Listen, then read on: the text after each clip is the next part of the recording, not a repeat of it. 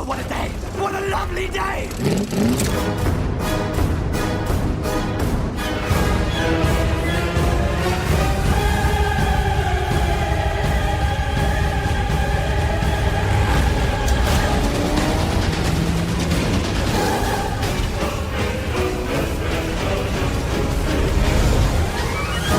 Welcome to the Mad Max Minute Podcast, the daily podcast where we break down Mad Max 1 minute at a time. I'm Rick. And I'm Julia. And today we're talking about minute 8 of Mad Max, which begins with some guy asking about Jonathan and ends with Roop getting back on the road to continue his pursuit. So, this Jonathan person. I know. What is it about Jonathan that makes Jonathan so important to this little exchange? Because these are two people we've never seen before. We don't actually know their names. No. They're not credited individually. Like, these are two people that share an acting credit because their characters have the same distinction as arguing couple. Right. I wrote them down as Waldo and Stupid Mom. It's funny that you thought he was dressed up as Waldo because I thought he looked like the comedian Gallagher, the guy with the giant hammer who smashes the watermelons. That. I see that. It's not just the striped shirt and the suspenders, but it's the fact that he's like wearing a hat with some like frizzy hair popping out around the sides. Yes. He looks like Gallagher, not actually Gallagher. Did you look that up on IMDb? Well, yes. Yeah, his name is Peter Ford. So, I had a question. Do you think it's possible that this mysterious Jonathan is the same character as Johnny the boy that we see later, maybe 10 or 15 minutes later? I'm going to say no, because Jonathan is a common name. It is. I agree. I don't think it's the same person. The reason why I asked the question, though, is because there's not that many names in this movie. A lot of people go unnamed. So, two people you are going to name, Jonathan and Johnny the boy, why on earth would you use the same name? Why did they choose Jonathan when they could have chosen Benjamin or Samuel? What's ridiculous? Or any other name. What's ridiculous is that they have given a name to a character that we never see on camera. Meanwhile, the two people that are arguing over him don't get names. Yeah. The subject of their argument, clear as day. We know exactly who they're talking about. They're talking about Jonathan. And she was seen with Jonathan. And she doesn't think it's a big deal, but we have no idea what her name is. Yeah. She's just arguing couple. Yep. It's plain to see that she is merely there as a vehicle to get that toddler by the road, and he is merely a vehicle to pull her attention away from said toddler. Yes. Like that's... So, stupid toddler. Yeah.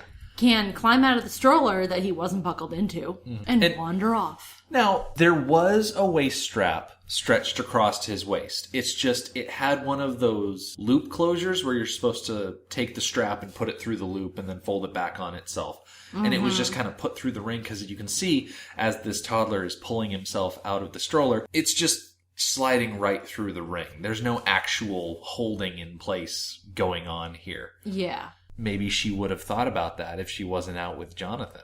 I don't know. I really don't understand the situation. The woman, who, like I said, we don't get a name, she is played by Christine Kaman, K-A-M-A-N, so I'm assuming Kaman. Most recently played a character named Grace in a 2015 short film entitled The Best Way to Kill Your Mother. That was the most interesting thing that I saw on her filmography. Other than that, she's done television since pretty much 1972, working on one show or another, television shows, TV movies. But that short film and the title of it stood out to me. Yeah.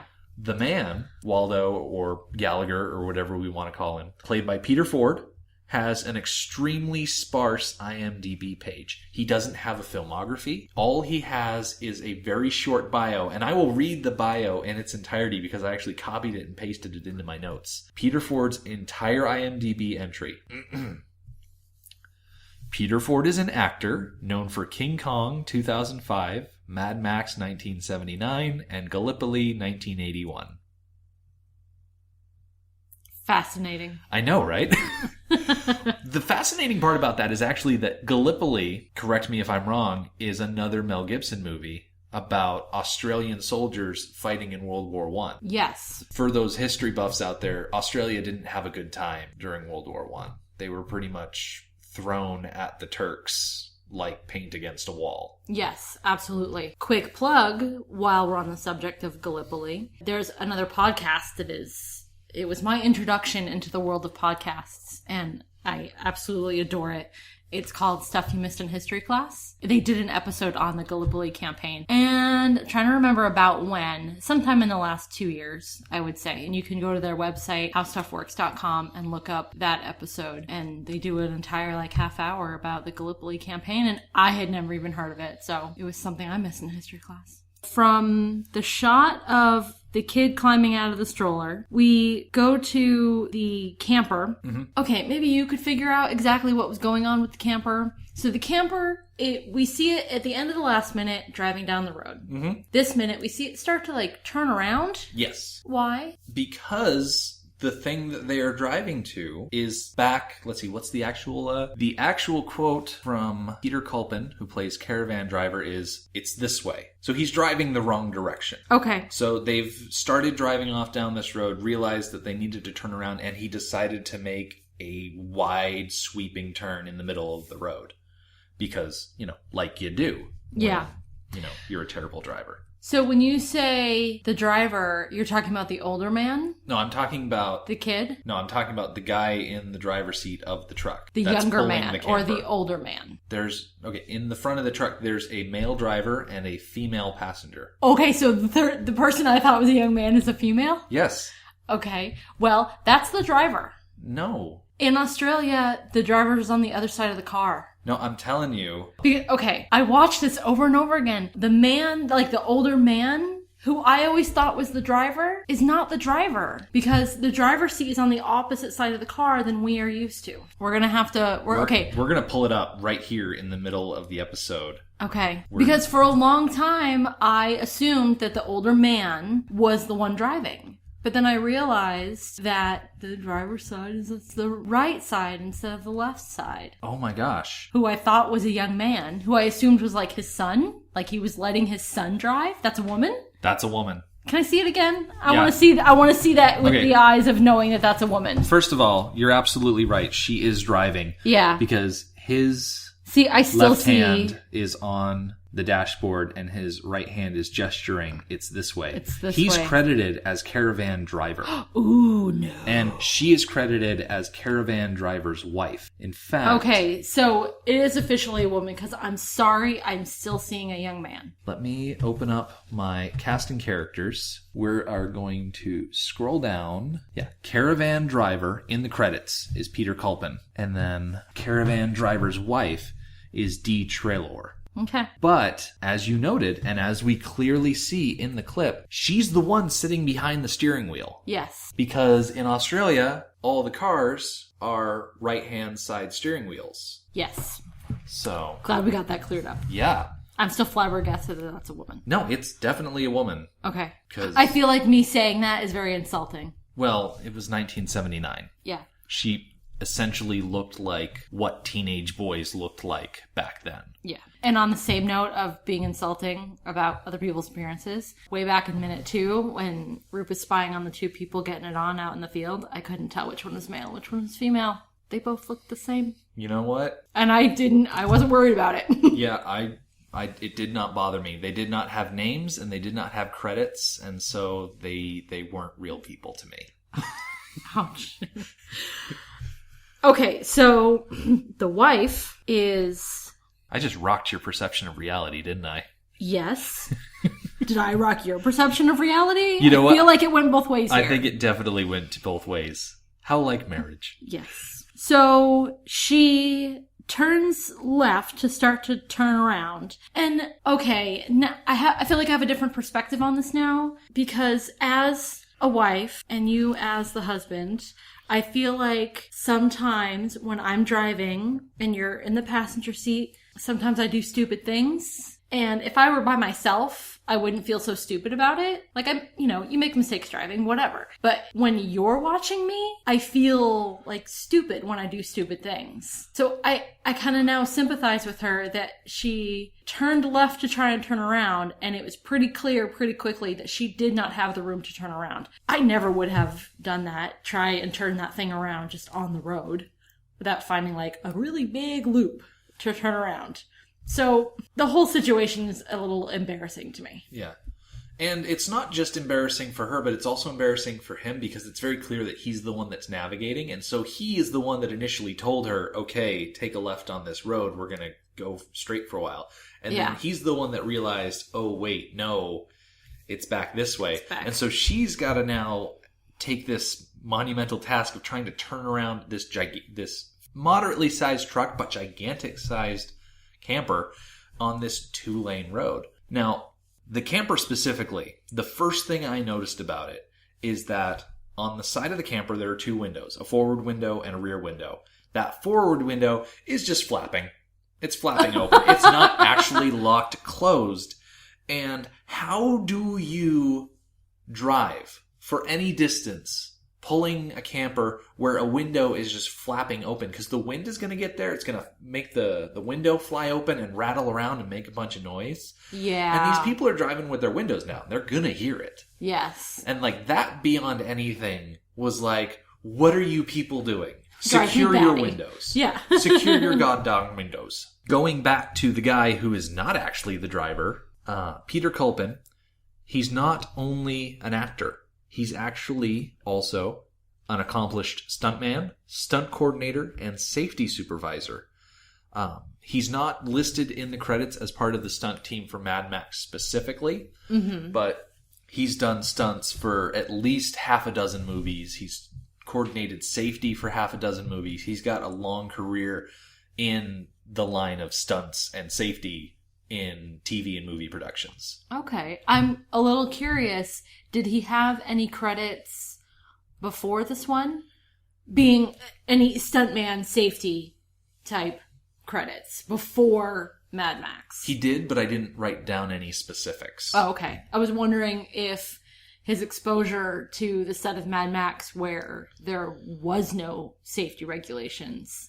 That's not fair. Grant Page was the stunt supervisor for this movie, and he had a team of about a dozen guys, and nobody died doing stunts in this movie. So there you go. Don't throw him under the tractor trailer. Okay, so we've set up the RV being across the road. We go back to the toddler. Who is toddling of his... Toddling, and I have to admit, I laughed when the kid fell. Oh, yeah. It was... There are things in this world that are inherently funny. Watching small children that have just learned how to walk actually try to walk, it's incredibly funny. Yes. Because I think toddle is actually just the right word to describe it. Yeah. They're off balance. They're still getting used to how big their head is related to the rest of them, which hasn't started growing yet. And they've got these tiny little feet that they're trying to balance on. And yeah, he toddles for like a couple of steps and then he doesn't eat it. He doesn't faceplant into the pavement. He's able to catch himself. Yeah. But just seeing him fall, it's kind of funny. Yes. I laughed every time.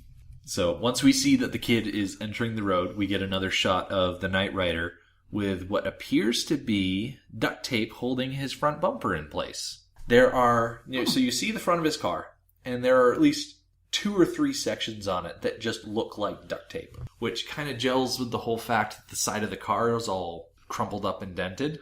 Yeah. The make it work methodology, or just make it work mindset of that era. Both in universe, we have limited supplies, and behind the scenes, we have limited money. Mm-hmm. Just get it on there and make sure it doesn't move. Yep. What's the saying? Use it up, wear it out, make it do or do without. I've never heard that before, but I can't really remember like where that. I heard that. I'm going to have to get a poster of that in my office. Yeah. Like I said, we see that front bumper. It looks like it's got tape. And then in the shot, Knight Rider kind of skirts to the side so we can see Roop and Charlie are now like right behind it. And then it kind of zooms out as they are coming around a corner. So that corner with the Noyes warehouse and the Volvo building in the back, that's a real corner, obviously. The corner is on Cherry Lane in Melbourne. The specific shot that they came around that corner, if you go on Google Maps and search for 17 Cherry Lane in Melbourne, you'll pretty much get that same spot. The Volvo building is no longer a Volvo building, and the Noyes building is no longer a Noyes building. They're both part of a corporate complex for Transpec, which is a company, according to their website, that provides optimal equipment solutions for the road, transport, mining, and agricultural industries. Wow. Yeah. Some good digging. I guess so. This podcast is not sponsored by Transpec, although if they want to send us a check for mentioning them, I won't stop them. Go to our website. You'll find plenty of information. So after we round the corner, we see a blue van exiting I'm going to say it's a storage complex because one of the buildings says storage on the side of it. Uh-huh. But it's kind of pulling out of like this chain link fenced in area. So we see the van rolling, and then we see Charlie do, is it a double take? It's like he sees it, and then he looks at Roop, and then he looks back at the front, and then his head goes between his knees. Yes, I got a kick out of this. He's just so... He can be so innocent. He's so expressive. Yes.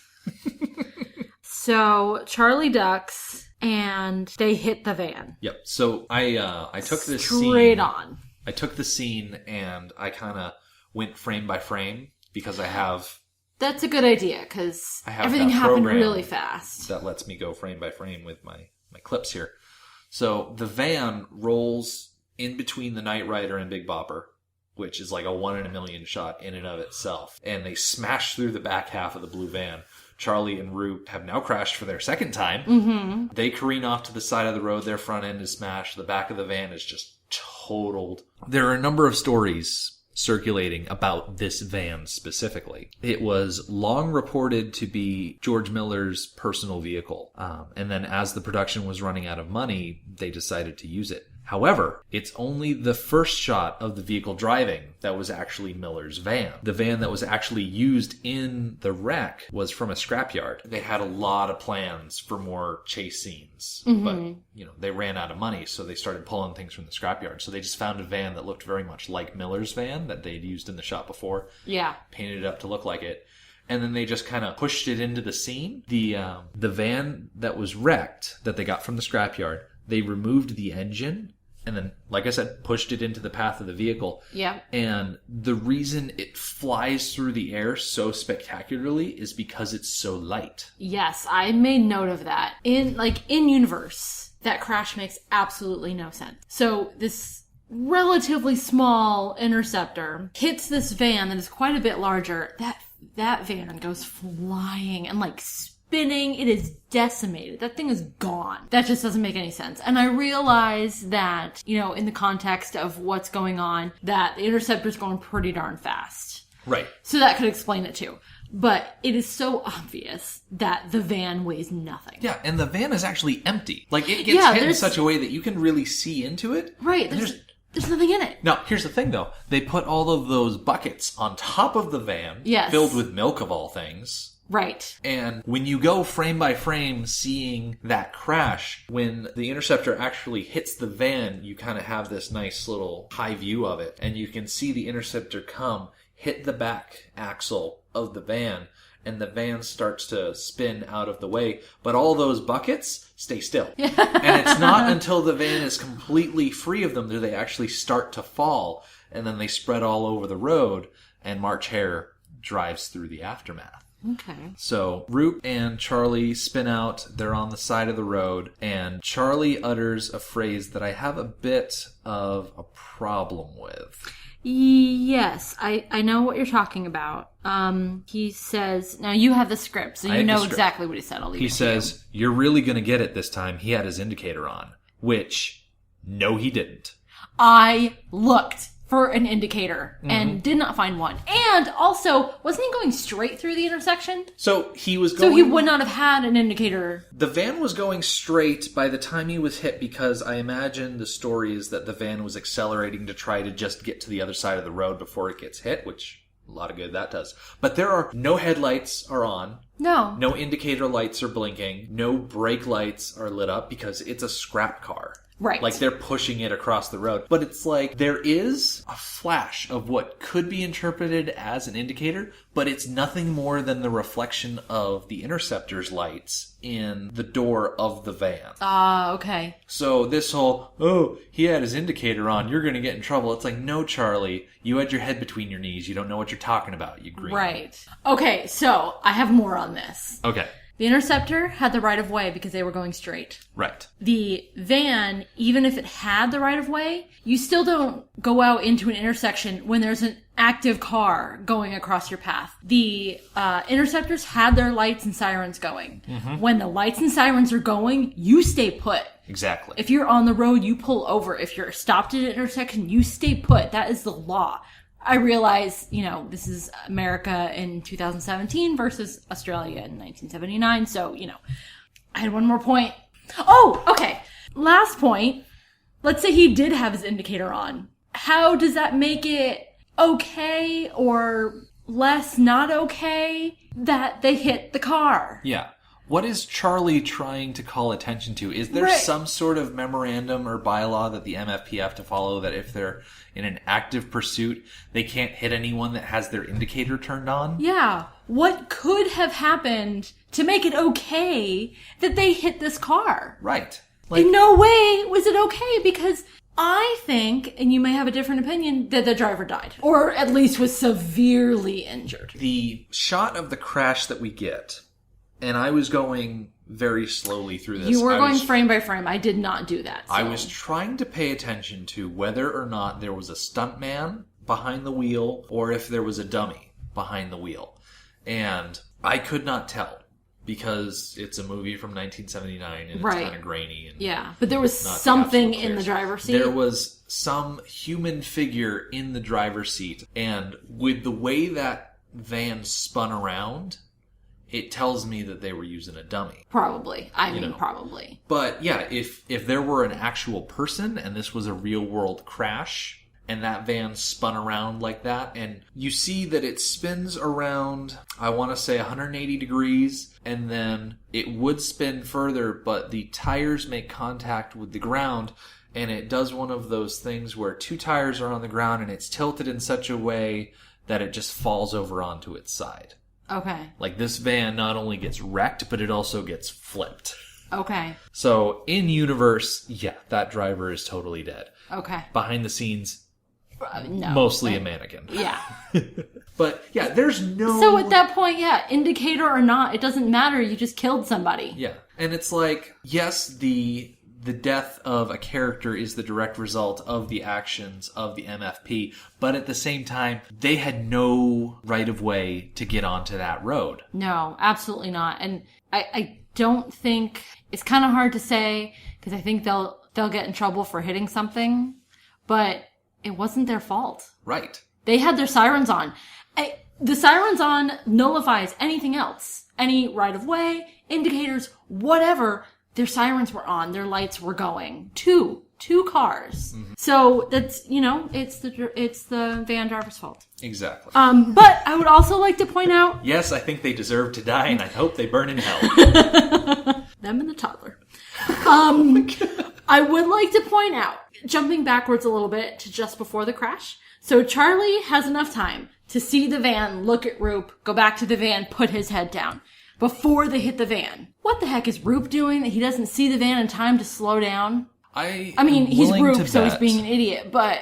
That Roop has got a sort of bloodlust or masculine rage, some sort of tunnel vision focused so intently on the Knight Rider that extraneous things like, pedestrians or vehicles turning into traffic, those don't matter because he is so dead set on making sure this skag and his floozy, they die. You know what I mean? Yes, I absolutely see that. Yeah. I mean, Roop's not the brightest bulb on the Christmas tree. Certainly not the sharpest knife in the drawer.